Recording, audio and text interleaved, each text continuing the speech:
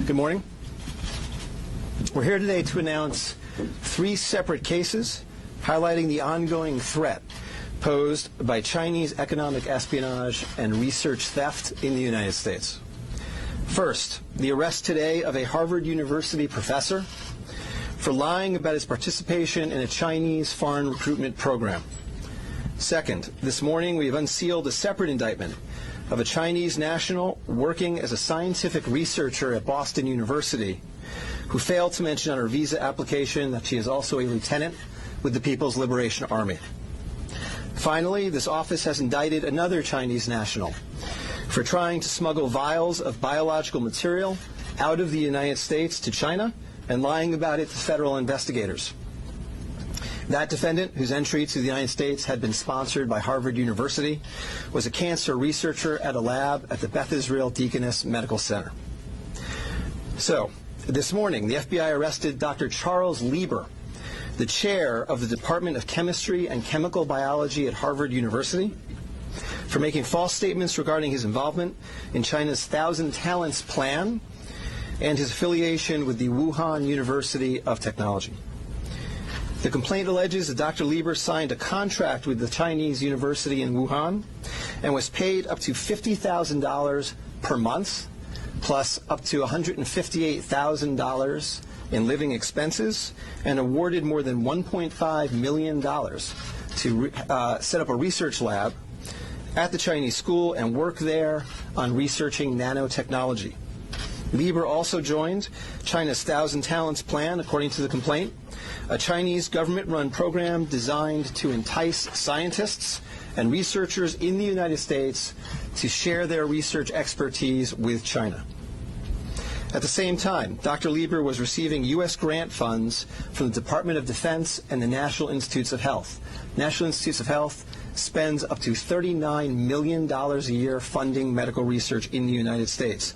Those programs required Dr. Lieber to disclose if he was working with, including receiving funding from, any foreign power.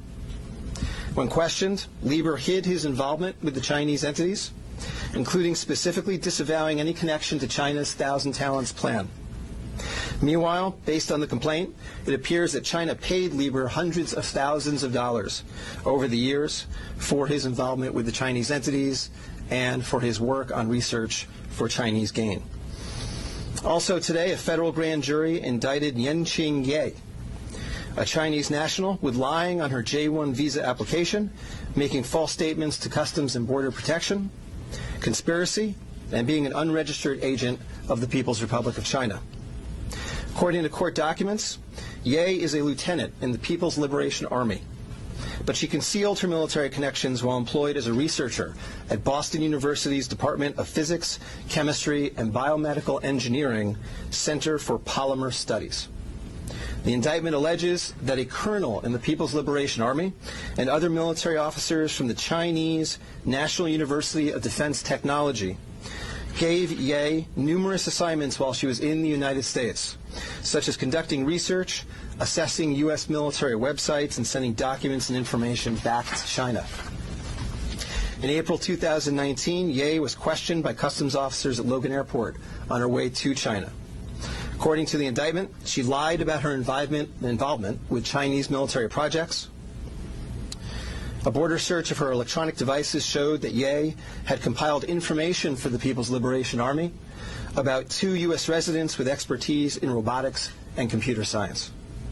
Lastly, last week this office indicted Zheng Xiaozhang, a Chinese national sponsored by Harvard University who was doing cancer research at the Beth Israel Deaconess Medical Center.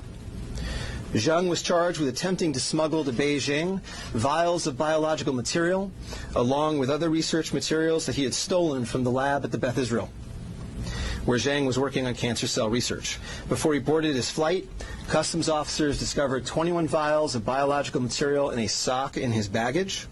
When confronted by the officers, Zheng initially lied and said he was not traveling with any biological or research materials.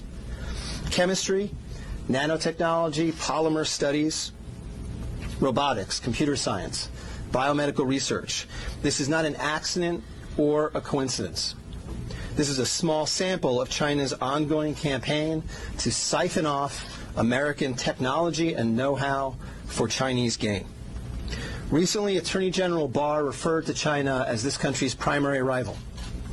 Similarly, FBI Director Chris Wray recently told Congress that right now there is no country that poses a greater counterintelligence threat to the United States than China. Through the use of not only traditional intelligence officers, but academics, researchers, its own private citizens, China is engaged in a massive, long-term campaign to steal U.S. research and technology for its own uses.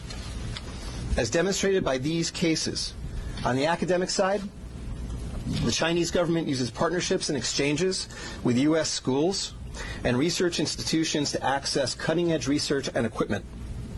Obviously, most visiting Chinese academics and researchers are here to work in good faith in U.S. institutions, but some of them are not. Some number have been incentivized by the Chinese government, either through the use of money or other means, to gather U.S. research and smuggle it back to China. Because of the sheer scope of this threat, a year ago, the Attorney General created the China Initiative at the U.S. Department of Justice, designed to prioritize and aggressively prosecute Chinese economic espionage and theft of intellectual property. The cases we are announcing today are part of that effort.